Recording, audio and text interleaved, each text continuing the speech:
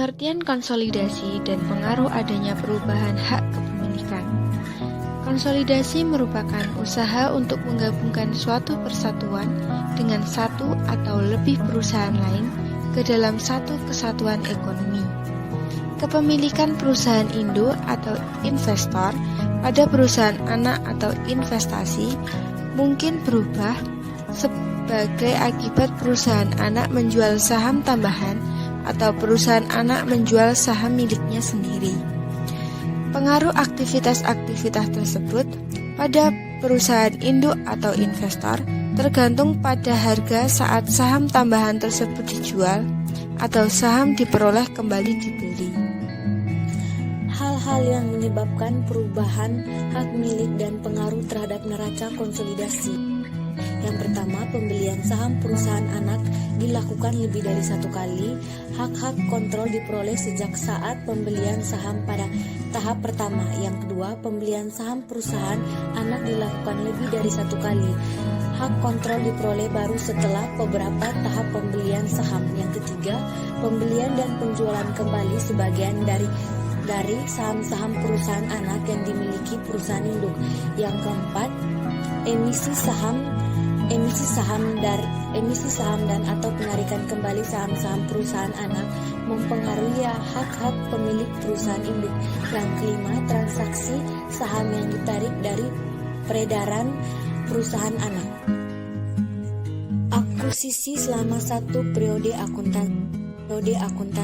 Apabila perusahaan induk mengakuisisi perusahaan anak selama periode akuntansi, beberapa penyesuaian konsolidasi harus dibuat untuk memperhitungkan laba perusahaan anak yang dihasilkan sebelum akuisisi dan dimasukkan dalam harga beli. Laba seperti disebut sebagai laba pra-akuisisi. Untuk membedakan dengan laba entitas konsolidasi, demikian juga dengan dividen pra-akuisisi adalah dividen yang dibayar atas saham sebelum akuisisi yang membutuhkan penyesuaian konsolidasi tambahan. Laba pra-akuisisi. Penghasilan pra-akuisisi dapat dieliminasi dengan mengeluarkan penjualan dan beban perusahaan anak sebelum akuisisi dari penjualan dan beban-beban konsolidasi. Dividen pra-akuisisi. Dividen yang harus dibayar atas saham sebelum akuisisi.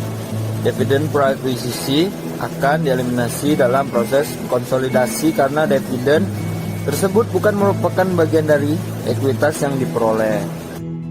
Yang selanjutnya adalah penjualan kepentingan kepemilikan.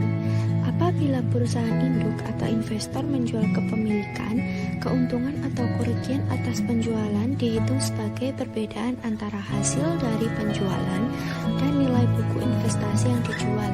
Tentu saja nilai buku investasi harus merefleksikan metode ekuitas jika investor mampu menggunakan pengaruh yang signifikan terhadap perusahaan invest.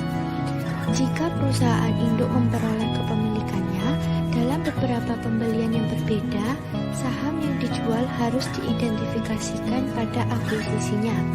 Hal ini biasanya dilakukan atas dasar identifikasi khusus atau asumsi arus FIFO atau first in first out, masuk pertama, keluar pertama.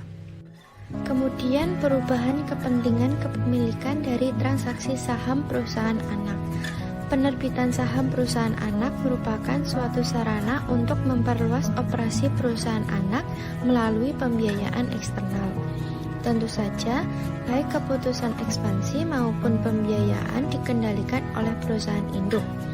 Pihak manajemen perusahaan induk mungkin memutuskan untuk membangun pabrik baru bagi perusahaan anaknya dan membiayai pembangunan tersebut dengan menjual saham tambahan perusahaan anak kepada perusahaan induk. Dividen saham dan pemecahan saham oleh perusahaan anak. Dividen saham, stok dividen, dan pemecahan saham, stok split oleh perusahaan anak yang dimiliki secara substansial belum begitu umum kecuali hak minoritas tersebut diperdagangkan secara aktif di pasar sekuritas. Pemecahan saham oleh perusahaan anak akan meningkatkan jumlah saham yang beredar. Tetapi hal ini tidak mempengaruhi baik aktiva bersih perusahaan anak maupun akun ekuitas. Selain itu, persentase kepemilikan perusahaan induk dan hak minoritas juga tidak dipengaruhi oleh pemecahan saham perusahaan anak. Karena itu, akuntansi dan prosedur konsolidasi perusahaan induk ini tidak terpengaruhi.